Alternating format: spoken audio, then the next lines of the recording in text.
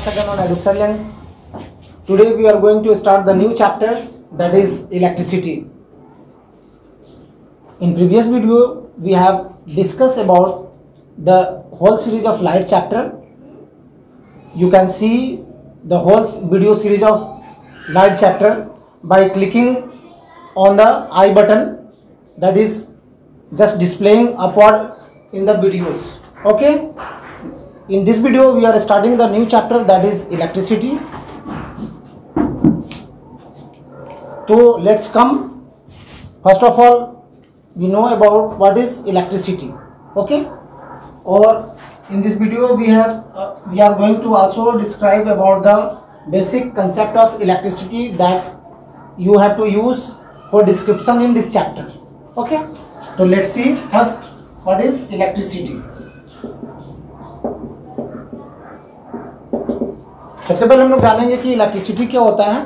ठीक है, तो हमारे अपने सराउंडिंग में बहुत सारे ऐसे फिनोमेना हैं, ऐसे जो डिवाइसेस हैं that is based on the electricity पे ही वो बेस्ड होते हैं. जैसे आप घर में यूज करते हो mercury, LED, fan, cooler, fridge सब इलेक्ट्रिसिटी पे ही वर्क करते हैं. ओके, तो उसी इलेक्ट्रिसिटी के बारे में हम लोग जानने वाले हैं कि ये इलेक्ट्रिसिटी क्या होता है, ये कहाँ से आता है, इसका बेसिक टर्मिनोलॉजी क्या होता है, ये कहाँ से कैसे प्रोड्यूस होता है. ठीक है, तो आप सिंपल वे में बताओगे electricity is the branch of physics in which we study about the flow of charge. ठीक है, हम लोग इलेक्ट्रिसिटी में पढ़ेंगे flow of charge. Flow of charge क्या होता है और उससे कौन से फिनोमेना जनरेट होते हैं, वो सारा हम लोग इस इलेक्ट्रिसिटी में पढ़ने वाले हैं. तो दैट मीन्स आप बता सकते हो कि electricity is the branch of physics. Electricity is the branch of physics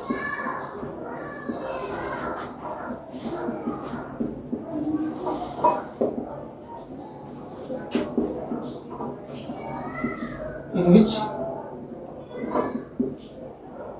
we study about flow of charge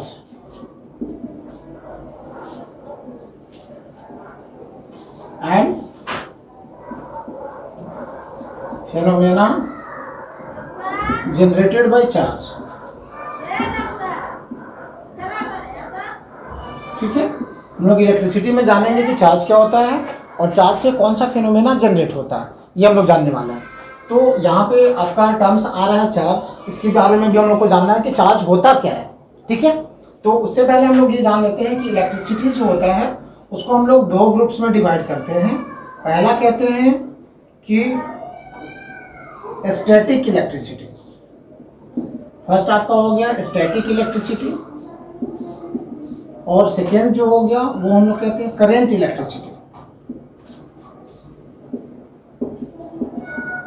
static electricity क्या होता है, करंट इलेक्ट्रिसिटी क्या होता है, ये हम लोग देखने वाले हैं.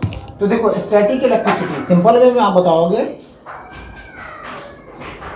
The electricity in which charges we study about the electric field, electric potential and electric power, electric energy due to the charges in rest position. अगर हम लोग इलेक्ट्रिसिटी के ब्रांच में डिस्कशन करते हैं, चाहे वो इलेक्ट्रिक फील्ड का डिस्कशन कर रहे हों, चाहे इलेक्ट्रिक पोटेंशियल का डिस्कशन कर रहे हों, चाहे इलेक्ट्रिक पावर का डिस्कशन कर रहे हो, या चाहे इलेक्ट्रिक एनर्जी का डिस्कशन कर रहे हो, किसके चलते, due to the charges at rest, तो वो इलेक्ट्रिसिटी जो होगा refer as a static electricity, उसको हम लोग बोलेंगे स्टैटिक इलेक्ट्रिसिटी. लेकिन जब हम लोग इलेक्ट्रिसिटी के वैसे ब्रांच का डिस्कशन कर रहे हैं जिसमें उसी सारे व्यूज का, सारे टॉपिक्स का डिस्कशन करेंगे, जैसे electric field, electric energy, electric potential, electric power का डिस्कशन हम लोग करेंगे, जिसमें चार्जेस अगर मोशन में होंगे तो उसको हम लोग बोलेंगे, वो ब्रांच आपका इलेक्ट्रिसिटी का कहलाएगा करंट इलेक्ट्रिसिटी. क्लियर है? चलो इसको आप राइट डाउन कर लो. स्टैटिक इलेक्ट्रिसिटी में आपने बताया the branch of electricity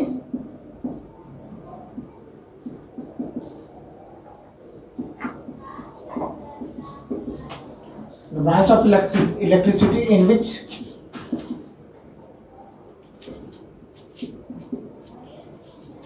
we study about electric field,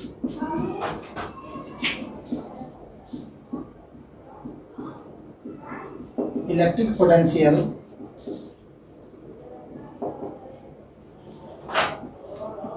electric energy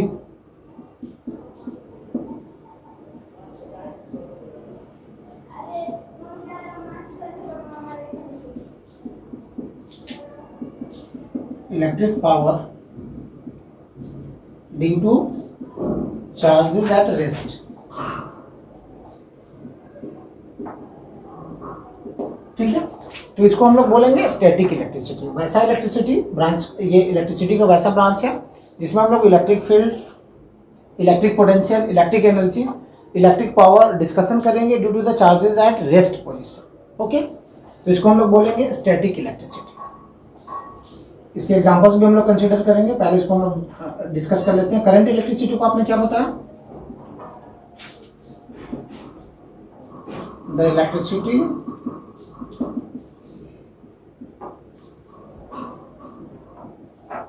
in which we study about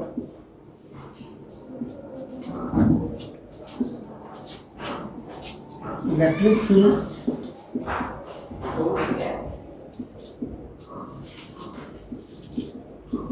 electric potential,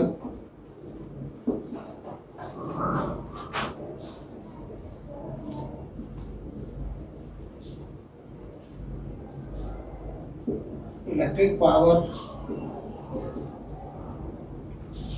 electric energy,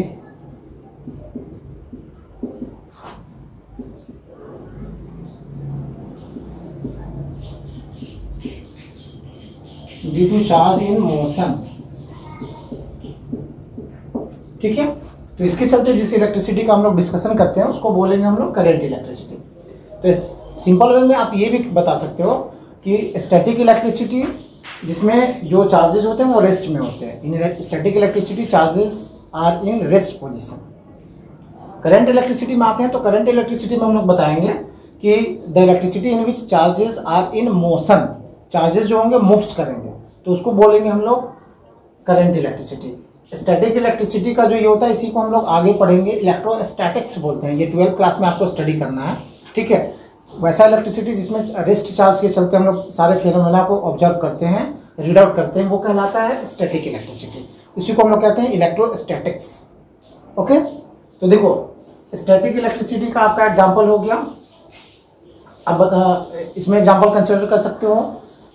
one most common phenomena हम लोग देखते हैं जिसको हम लोग कहते हैं लाइटनिंग। लाइटनिंग जो जनरेट होता है वो स्टैटिक इलेक्ट्रिसिटी का एग्जांपल है। या फिर when we rub any two object, ठीक है, और the charges created there due to which electricity is associated, that is also known as, also in the categories of static electricity. But in current electricity किसको हम लोग consider करेंगे? the electricity which use in our home, वैसा electricity जो हम लोग home में use करते हैं तो वो कहलाता है करंट इलेक्ट्रिसिटी, जिसके चलते सारे अप्लायंसेस जो आपके होते हैं वो रन करते हैं। That is the current electricity, वो करंट इलेक्ट्रिसिटी कहलाता है। क्लियर है? चलो इसका स्क्रीनशॉट ले सकते हो। उसके बाद हम लोग नेक्स्ट टॉपिक पे आते हैं।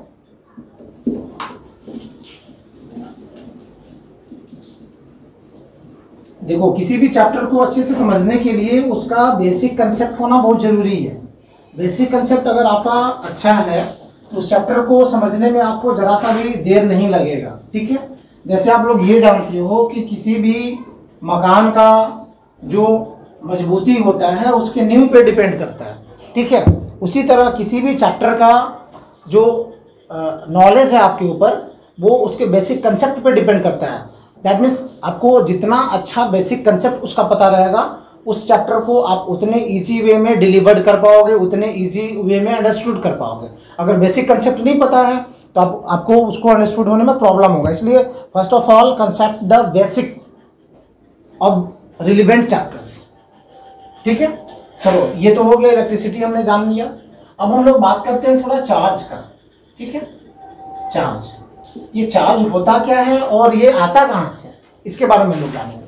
ठीक है, तो आप बताते हो कि चार्ज को आप बताओगे, चार्ज जो होता है, charge is the massive property of object due to which electric और मैग्नेटिक फेनोमेना इज। चार्ज के चलते इलेक्ट्रिक फेनोमेना भी जनरेट होता है और मैग्नेटिक फेनोमेना भी जनरेट होता है। हम लोग इसमें इलेक्ट्रिसिटी की बात कर रहे हैं, इसलिए हम लोग सिर्फ इलेक्ट्रिक फेनोमेना को देखेंगे चार्ज का।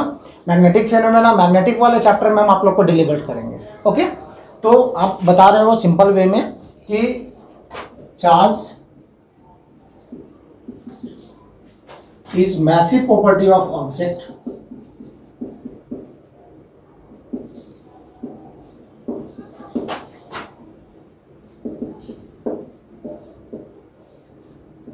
due to which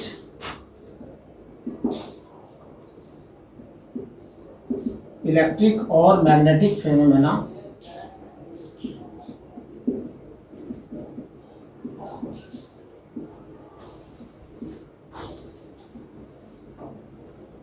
generated.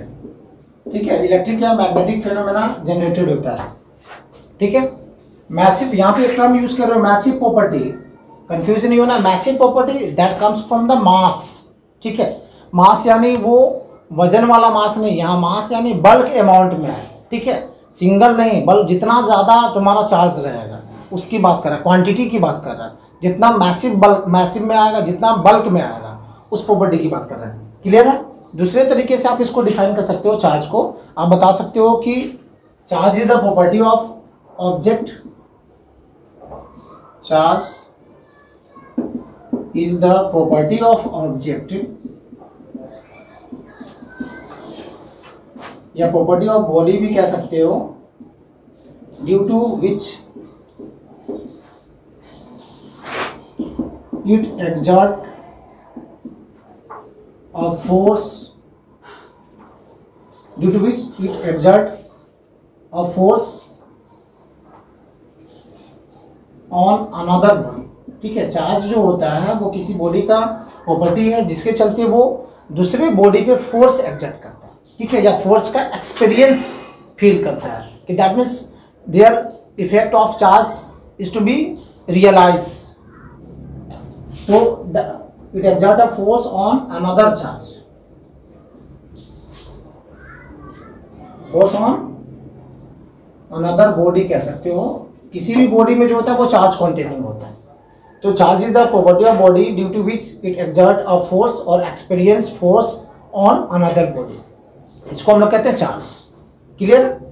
चलो देखो, यहाँ पे थोड़ा सा हम लोग समझने की कोशिश करते हैं कि चार्ज का क्या ये होता है। तो आपको पता है कि कोई भी बॉडी होता है ना, तो वो एटम से मेडअप अप होता है। ठीक है, और कोई भी बॉडी जो होता है उसका, जैसे यहाँ पे हम लोग थोड़ा सा समझने की कोशिश करते हैं।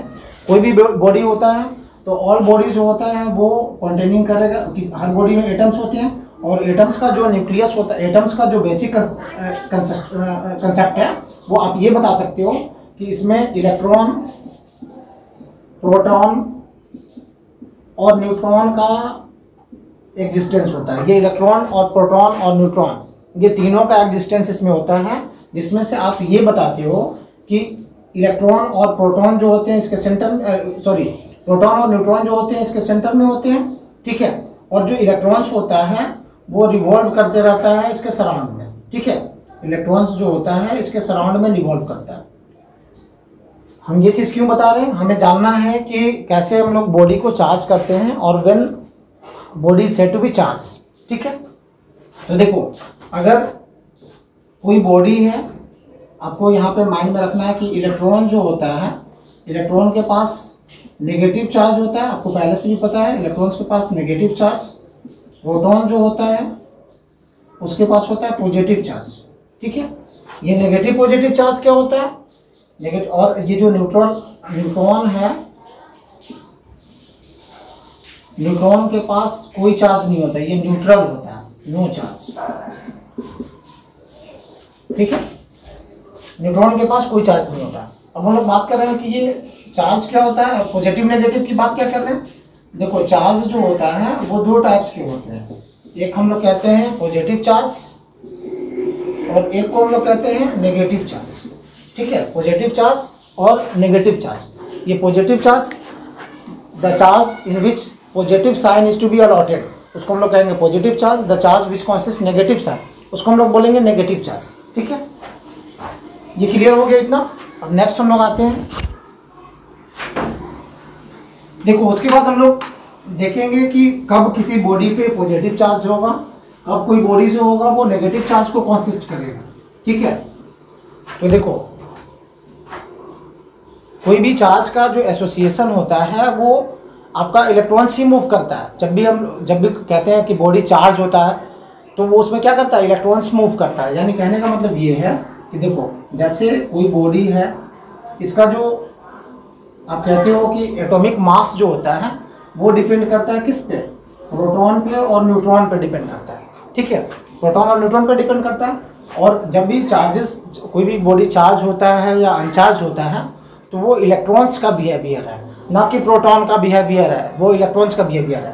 दैट मीन्स देखो कब कोई बॉडी पॉजिटिवली चार्ज होता है, कब कोई बॉडी नेगेटिवली चार्ज होता है। तो किसी भी बॉडी में सेम नंबर ऑफ, जितने नंबर ऑफ प्रोटॉन्स होते हैं उतने ही नंबर ऑफ इलेक्ट्रॉन्स होते हैं। दैट मीन्स हम लोग ये कह सकते हैं कि बॉडी ओरिजिनल वे में न्यूट्रल होता है। ठीक है, बॉडी जो होता है वो न्यूट्रल होता है। तो हम लोग क्यों कहते हैं कि ये बॉडी चार्ज है, वो बॉडी अनचार्ज है। अगर एक्चुअल में हम लोग देखेंगे तो every body is said to be neutral. Why every body is said to be neutral? Because each and every body contains same number of electrons and same number of protons. If the number of electrons is just equal to the number of protons, then they get cancel the effect of each other. That means body is summarized as a neutral. That's why it is said to be every body is neutral. ठीक है, तो अब charge की बात कहाँ से आए? आप बोलोगे सर जब आप बता दिए ये कि सारा बॉडी जो न्यूट्रल होता है तो हम लोग चार्ज की बात क्यों करते हैं? तो देखो चार्ज क्या होता है, अगर जैसे मान लो कि ये एक बॉडी है जिसमें हम लोग मान रहे हैं कि इसके पास 5 प्रोटॉन है और 5 इलेक्ट्रॉन है। ठीक है, 5 प्रोटॉन यानी इसके पास पॉजिटिव चार्ज, 5 इलेक्ट्रॉन है यानी इसके पास है नेगेटिव चार्ज। 5 पॉजिटिव चार्ज है, 5 नेगेटिव चार्ज है। ठीक है, तो 5 पॉजिटिव चार्ज है, 5 नेगेटिव चार्ज है। तो अगर ये इलेक्ट्रॉन लूज कर रहा है, ठीक है, अगर ये इलेक्ट्रॉन लूज करता है, ठीक है, अगर ये बॉडी जो है वो इलेक्ट्रॉन लूज करता है, तो जब इलेक्ट्रॉन लूज करेगा तो क्या होगा? देखो जब ये बॉडी इलेक्ट्रॉन लूज करेगा तो इसके पास ये चार्ज पे कोई इफेक्ट नहीं पड़ेगा, ये तो उतना ही पॉजिटिव चार्ज होगा। इसने क्या किया, एक इलेक्ट्रॉन डोनेट किया, इलेक्ट्रॉन लूज कर रहा है। ठीक है, इलेक्ट्रॉन लूज करेगा तो एक इलेक्ट्रॉन इसमें कम हो जाएगा, तो यहाँ से क्या हो जाएगा 4 इलेक्ट्रॉन। ठीक है, 4 इलेक्ट्रॉन। दैट मीन्स जब यहाँ से 4 इलेक्ट्रॉन आपको मिला तो यहाँ से 5 इलेक्ट्रॉन ये प्लस में हो गया और प्लस 4 इलेक्ट्रॉन ये हो गया आपके पास। यानी यहाँ से हम लोग देखेंगे तो यहाँ पे एक इलेक्ट्रॉन आ गया पॉजिटिव वे में। ठीक है, 5 में से 4 माइनस करोगे 1 इलेक्ट्रॉन्स। ठीक है, पॉजिटिव। तो यहाँ पे जो इलेक्ट्रॉन लूज करता है उसके पास पॉजिटिव चार्ज होता है। क्या होता है? जो इलेक्ट्रॉन लूज करेगा वो पॉजिटिव चार्ज उसके पास कंसिस्ट करता है, तो इसके पास पॉजिटिव चार्ज का कंसिडरेशन होता है। ठीक है, अब हम लोग देखते हैं कि जो इलेक्ट्रॉन गेन करेगा, ठीक है, जो इलेक्ट्रॉन गेन करेगा वो कौन सा चार्ज कंसिस्ट करेगा भाई? तो देखो जो इलेक्ट्रॉन गेन करेगा तो इसी का सेम हम लोग देख रहे हैं। अगर इसके पास 5 इलेक्ट्रॉन है, ठीक है, और 5 इलेक्ट्रॉन मतलब 5 प्रोटॉन है, प्रोटॉन को हम लोग पॉजिटिव सिंबल से शो कर रहे हैं, ये नेगेटिव सिंबल से शो कर रहे हैं इलेक्ट्रॉन्स को। अब ये क्या कर रहा है कि अगर इलेक्ट्रॉन्स गेन करता है, ये अगर गेन इलेक्ट्रॉन इसके पास होगा तो जब गेन इलेक्ट्रॉन्स ये करेगा तो इसके पास क्या हो जाएगा, ये तो 5 इलेक्ट्रॉन यहाँ पे है ही और प्लस यहाँ पे 5, ये तो प्रोटॉन वाला हम लोग लेके चल रहे हैं सिंबल, ध्यान रखना है ये प्रोटॉन का सिंबल है। और यहाँ पे अब क्या कर रहा है, एक एक्स्ट्रा इलेक्ट्रॉन इसके पास आ रहा है, तो 5 इलेक्ट्रॉन इसके पास पहले से थे, एक इलेक्ट्रॉन इसको मिल रहा है। तो जब एक इलेक्ट्रॉन इसको मिलेगा तो ये क्या हो जाएगा, इसके पास 6 इलेक्ट्रॉन का कंसिस्टेंस होगा। अगर ये गेन इलेक्ट्रॉन करता है तो इलेक्ट्रॉन्स गेन करेगा तब क्या होगा, तो इलेक्ट्रॉन्स जब गेन करेगा ये बॉडी जो इलेक्ट्रॉन्स अगर गेन करता है इससे, तो अब क्या हो जाएगा, यहाँ पे इसके पास देखो 5 और 6 यहाँ पे इलेक्ट्रॉन्स भारी पड़ गया यानी नेगेटिव। इसके यहाँ पे फाइनल हम लोग समराइज करेंगे तो यहाँ पे नेगेटिव चार्ज कंसिस्ट करेगा। ये कौन सा चार्ज कंसिस्ट करेगा, नेगेटिव चार्ज। कहने का मतलब आप इजी वे में समझ चुके होंगे, मैंने बता दिया कि कब कोई बॉडी जो है उसके पास पॉजिटिव चार्ज होता है, कब कोई बॉडी जो है उसके पास नेगेटिव चार्ज होता है। पॉजिटिव चार्ज कंसिस्ट करने का क्या कंडीशन है, नेगेटिव चार्ज कंसिस्ट करने का क्या कंडीशन है, ये हमने जान लिया। अब हम लोग बात करते हैं कि क्या अगर बॉडी पॉजिटिव चार्ज या नेगेटिव चार्ज होता है, यानी दैट मीन्स बॉडी अगर इलेक्ट्रॉन लूज कर रहा है या बॉडी अगर इलेक्ट्रॉन गेन कर रहा है तो क्या उसके मास पे कोई इफेक्ट पड़ेगा? तो हाँ, उसके मास पे भी इफेक्ट पड़ेगा। क्या इफेक्ट पड़ेगा, उसके मास पे क्या इफेक्ट पड़ेगा, इसको हमें देखना है। तो अगर कोई बॉडी इलेक्ट्रॉन लूज करता है, ठीक है, तो इलेक्ट्रॉन लूज करता है, जैसे मान लो कि अगर यहाँ पे इसके पास सेम नंबर ऑफ प्रोटॉन्स और सेम नंबर ऑफ न्यूट्रॉन्स हैं, अरे sorry, same number of protons और सेम नंबर ऑफ इलेक्ट्रॉन्स, तो दैट मीन्स ये न्यूट्रल बॉडी होगी, ठीक है। लेकिन जब जैसे ही ये इलेक्ट्रॉन लूज किया, जैसे ये इलेक्ट्रॉन लूज किया, तो जब ये इलेक्ट्रॉन लूज करेगा तो क्या होता है, इसमें से एक इलेक्ट्रॉन कम हो गया। यहाँ पे देखो, यहाँ पे एक इलेक्ट्रॉन कम हो जा रहा, तो जब ये इलेक्ट्रॉन लूज करेगा तो मास बॉडी का जो होगा वो डिक्रीज हो जाएगा, मास बॉडी का डिक्रीज करेगा।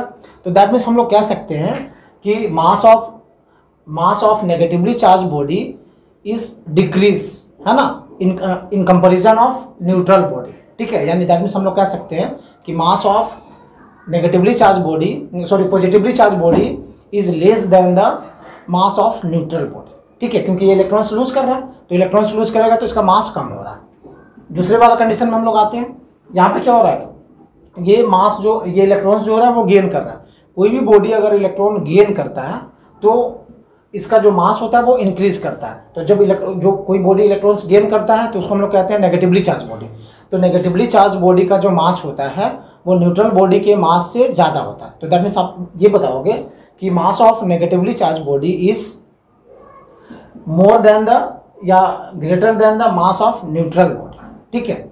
मास of positively charge body is less than the neutral body और mass of negatively charge body is more than the neutral body. ये लिख लो, कंसेप्ट है, ठीक है। यानी आप बताओगे मास of positively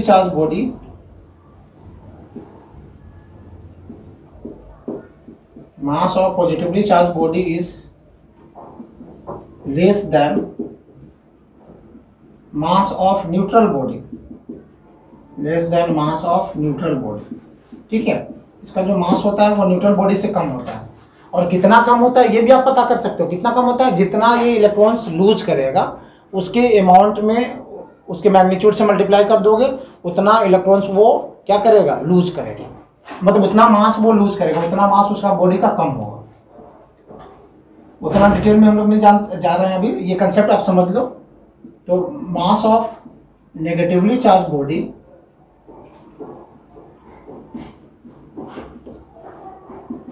is more then mass of neutral body. क्यों होता है, क्योंकि यहाँ पे इलेक्ट्रॉन बढ़ जाता है ना, मास ऑफ न्यूट्रल बॉडी। तो इसके मास पे भी इफेक्ट पड़ता है। अगर कोई आपसे पूछ ले तो आप बताओगे आराम से, क्लियर है। चलो, इतना तो आपको समझ में आ गया कि कब कोई बॉडी पॉजिटिवली चार्ज होता है, कब कोई बॉडी नेगेटिवली चार्ज होता है। चलो इसको ऑफ करते हैं, नेक्स्ट हम लोग आते हैं। तो देखो, अब यहाँ पे किसी भी बॉडी पे चार्ज कैसे क्रिएट होता है ये हमें जानना है, ठीक है। कोई भी बॉडी जो होता है उस पर चार्ज कैसे क्रिएट होता है।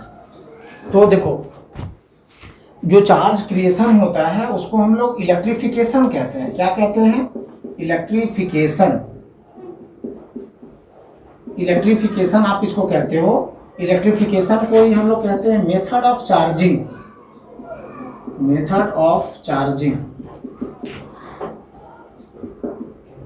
ठीक है। मेथड ऑफ चार्जिंग, देखो इलेक्ट्रिफिकेशन क्या होता है, charge supply to a body, है ना, और चार्ज रिमूव, मेथड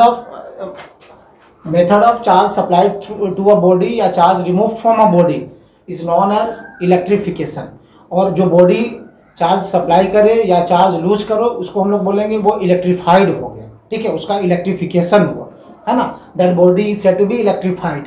ओके, तो अब यहाँ से हम लोग देखते हैं कि what are the various ways of charging, किस किस प्रोसेस से हम लोग चार्ज कर सकते हैं, ठीक है। तो देखो, चार्जिंग का जो बेसिक जो रूल्स है उसमें आप करते हो चार्जिंग बाय कंडक्शन, ठीक है। उसके बाद आप करते हो चार्जिंग बाय फ्रिक्शन,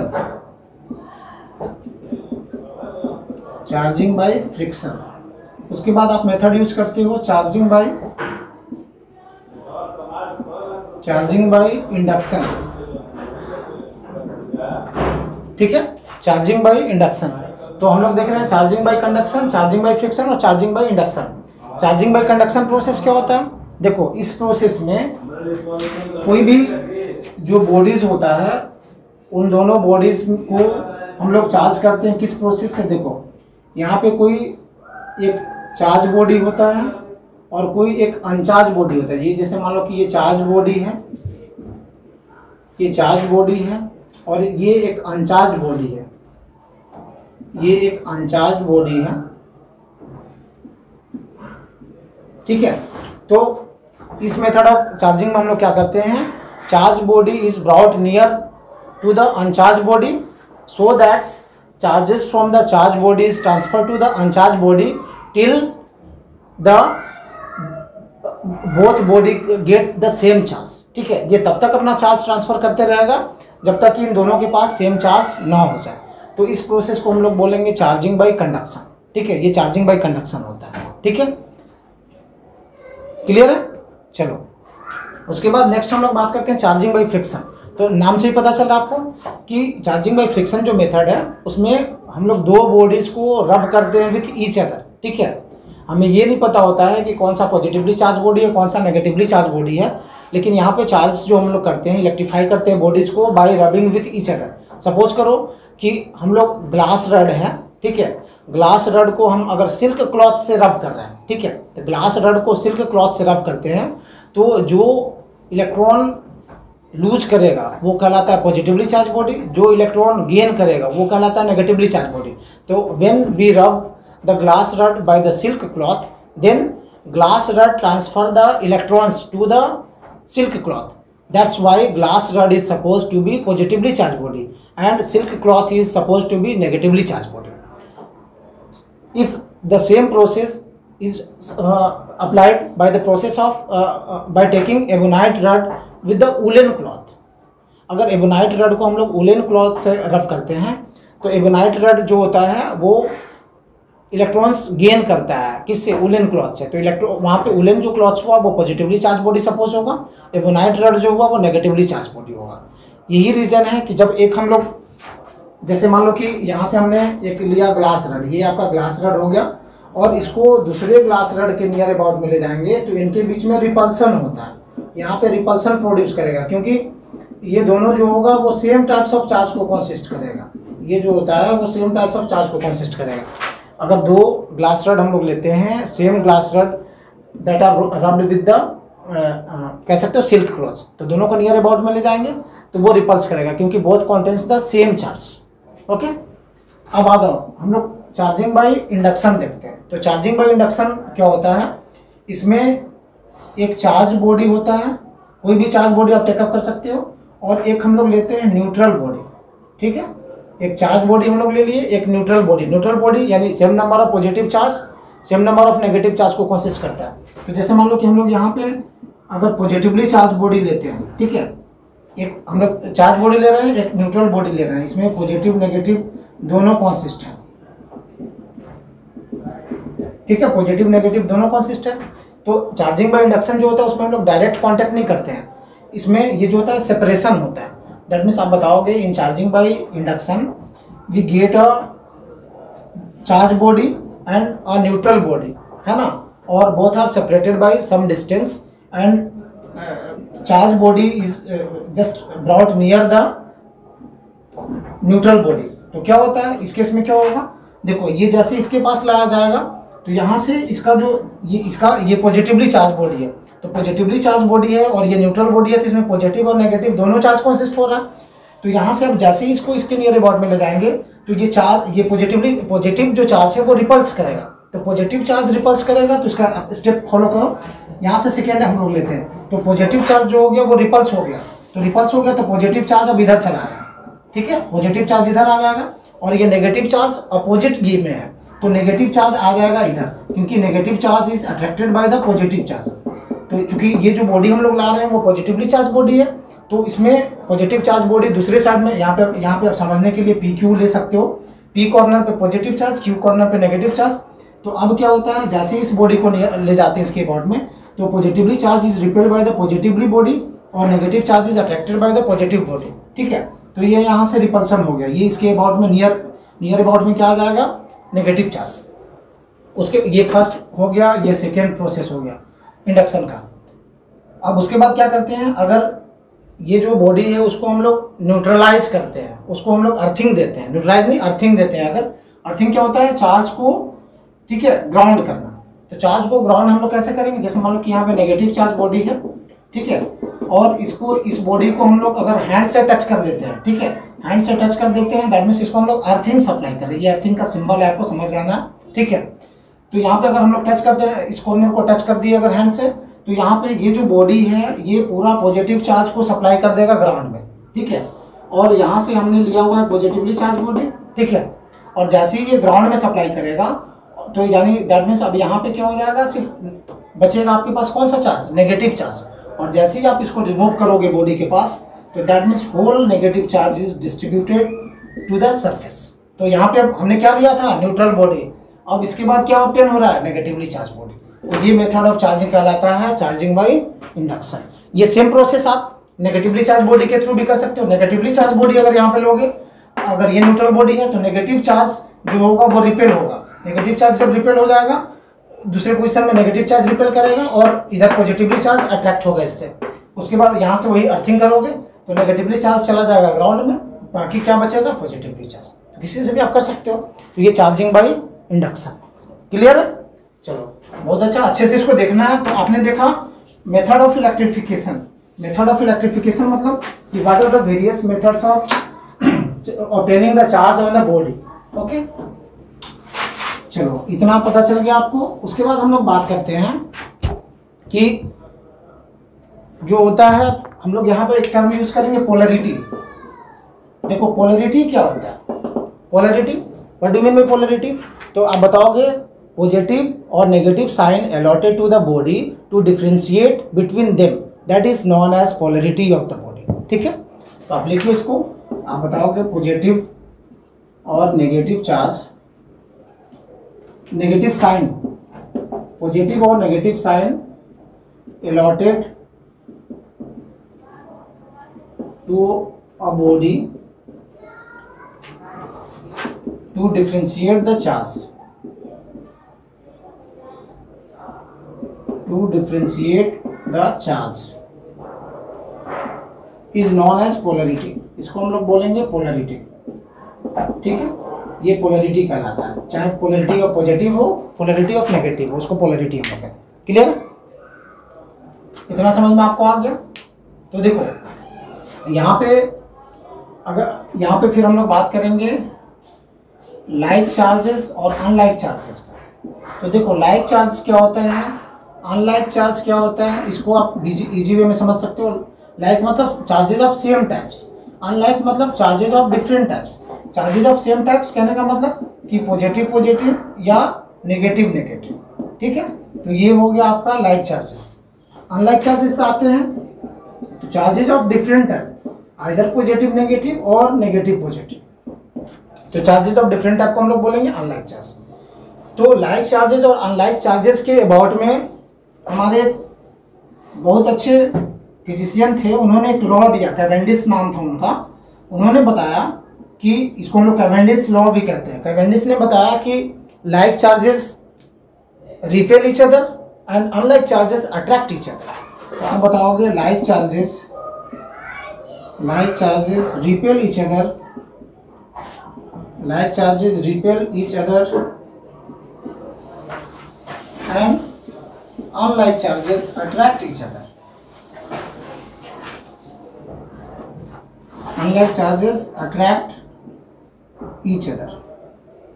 ठीक है, like charges एक दूसरे को रिपेल करता है, unlike चार्ज अट्रैक्ट करता है। दैट मीन्स आप यहाँ पे ये कर सकते हो, दिखा सकते हो, जैसे ये पॉजिटिव चार्ज है, ये पॉजिटिव चार्ज है, तो ये क्या करेगा, ये इसको रिपल्स करेगा। ये रिपल्सन हो गया यहाँ पे। अगर यहाँ पे एक पॉजिटिव चार्ज है, एक नेगेटिव चार्ज है, ठीक है, ये दोनों जो होगा वो अट्रैक्ट करेगा। ठीक है, यहाँ पे अट्रैक्शन होगा, यानी रिपल्सन हो गया, ये अट्रैक्शन हो गया। तो लाइक चार्जेस के बीच में जो होता है, लाइक चार्जेस के बीच में रिपल्सन हुआ। ठीक है, लाइक चार्जेस के बीच में रिपल्सन, और अनलाइक चार्जेस के बीच में होता है अट्रैक्शन। ठीक है, unlike charges attract each other, like charges repel each other. Clear, चलो बहुत अच्छा। नेक्स्ट हम लोग देख रहे हैं, इतना आपको समझ में आ गया होगा। अब हम लोग जो नेक्स्ट टॉपिक पे बात करने वाले हैं, हम लोग बात करेंगे प्रॉपर्टी ऑफ चार्ज। ठीक है, चार्ज का क्या प्रॉपर्टी होता है। ठीक है, तो हम लोग नेक्स्ट टॉपिक देख रहे हैं property of charge, properties of charge. ठीक है, तो चलो फर्स्ट प्रॉपर्टी की बात करते हैं। तो आपने बताया कि charges is of two types, charges is of two types. कौन सा? Positive charge and negative charge. ठीक है, दूसरा प्रॉपर्टी आपने बताया कि like charges repel each other, like charges repel each other and unlike charges attract each other. Like charges repel each other and unlike charges attract each other. Clear? चलो third property हम लोग देख रहे हैं। हम लोग कहते हैं कि चार्ज जो होता है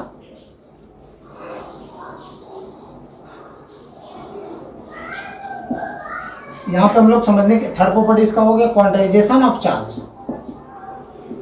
क्वांटाइजेशन ऑफ चार्ज बहुत ही इंपॉर्टेंट प्रॉपर्टी है ये चार्ज का। ठीक है, इसका मतलब क्या होता है? क्वांटाइजेशन ऑफ चार्ज का मतलब क्या होता है ये हम लोग समझने की कोशिश करते हैं।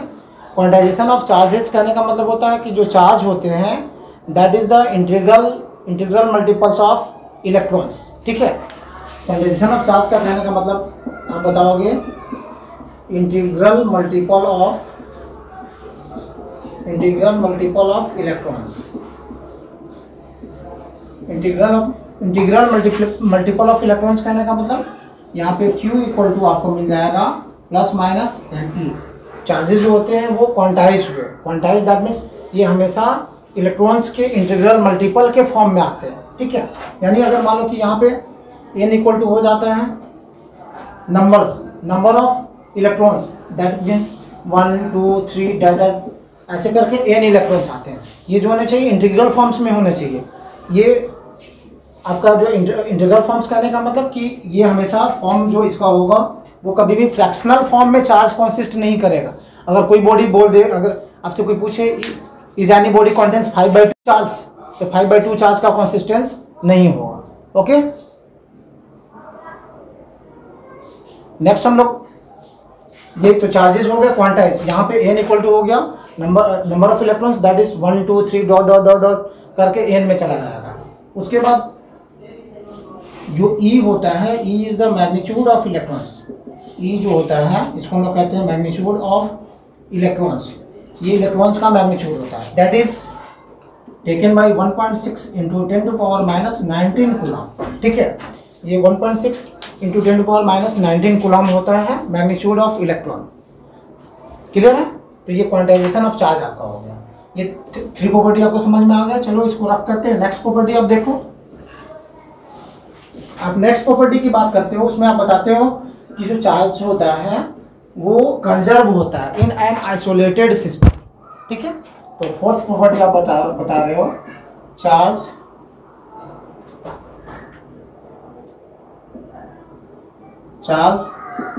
इज कंजर्व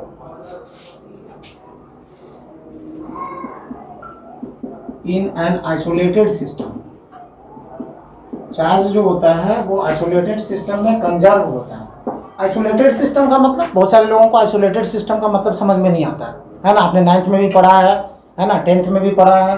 9th में बेसिकली पढ़ा है law of conservation of momentum, law of conservation of energy.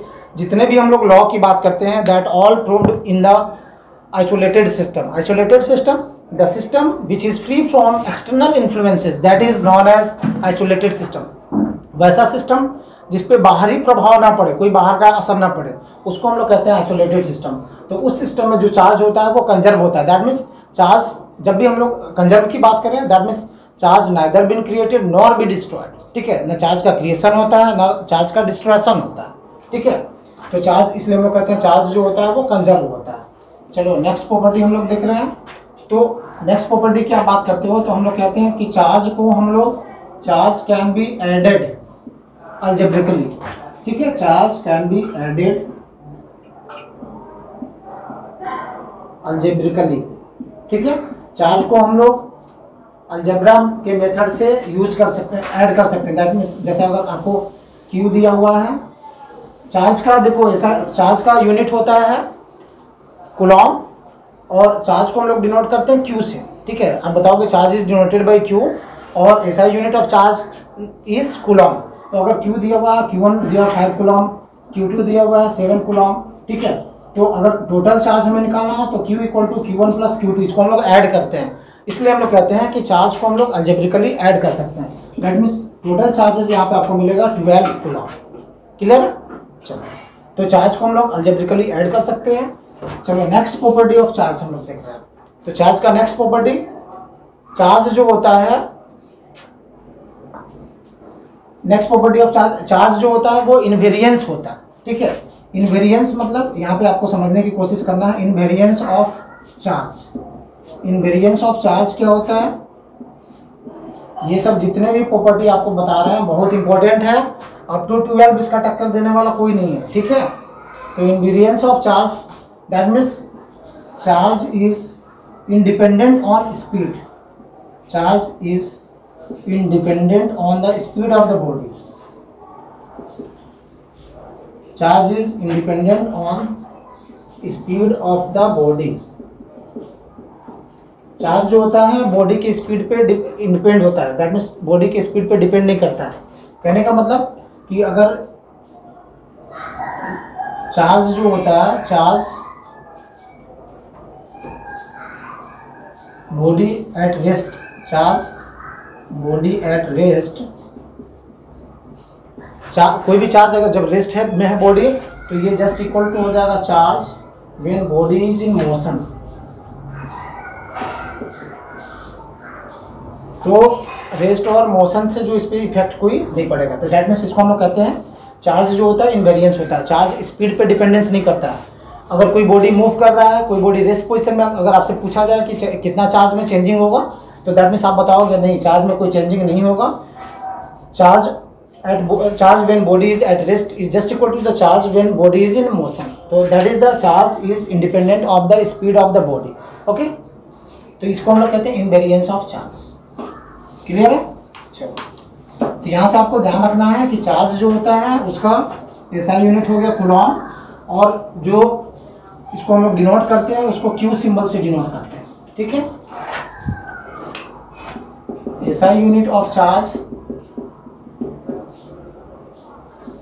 Is Coulomb, ठीक है। चार्ज को कूलॉम ऐसा यूनिट होता है, इसको सी से डिनोट करते हैं, और इसका किसी भी चार्ज को हम लोग क्यू से denoted by the Q letter, ठीक है। क्यू लेटर से डिनोट करते हैं, स्मॉल क्यू या कैपिटल क्यू यूज कर सकते हैं डिनोट के लिए। सीजीएस यूनिट जो इसका होता है, CGS unit of charge is state Coulomb. CGS unit इसका जो होता है स्टेट कूलॉम, या इसी को हम लोग कहते हैं ईएसयू, इलेक्ट्रोस्टैटिक यूनिट, ठीक है। और कुछ इंपॉर्टेंट आपका कन्वर्जन में यूज होगा। देखो, अगर यहाँ पे दिया होगा माइक्रो कूलॉम, ठीक है, तो माइक्रो कूलॉम अगर दिया होगा तो 1 micro coulomb equal to 10⁻⁻6 coulomb. अगर आपको दिया होगा नैनो कूलॉम, एनसी लिखा होगा, तो दैट मीन्स नैनो कूलॉम होगा। ये आपको न्यूमेरिकल्स में हेल्प करेगा। तो 1 नैनो कूलॉम इक्वल टू आपके पास हो जाएगा 10⁻⁹ कूलॉम, ठीक है। अगर आपका यहाँ पे आ जाएगा 1 माइक्रो कूलॉम, ठीक है, 1 माइक्रो कूलॉम, यानी हम लोग इसको पीको कूलॉम भी कहते हैं, तो ये हो जाएगा 10⁻12 कूलॉम, ठीक है। ये सब जो है ये यूनिट कन्वर्जन में यूज होते हैं, माइक्रो, नैनो, है ना, पीको कूलॉम। बेसिकली आपको ये मिलता है, माइक्रो कूलॉम सबसे ज़्यादा मिलेगा, नैनो कूलॉम भी कहीं कहीं मिल सकता है।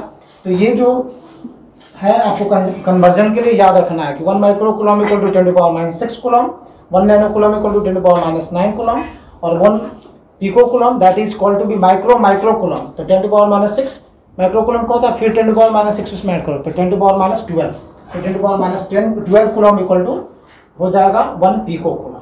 क्लियर है? चलो, तो ये हमने जाना all about the electricity, concept of electricity आज के वीडियो में। नेक्स्ट वीडियो में हम लोग मिलेंगे नेक्स्ट टॉपिक के साथ।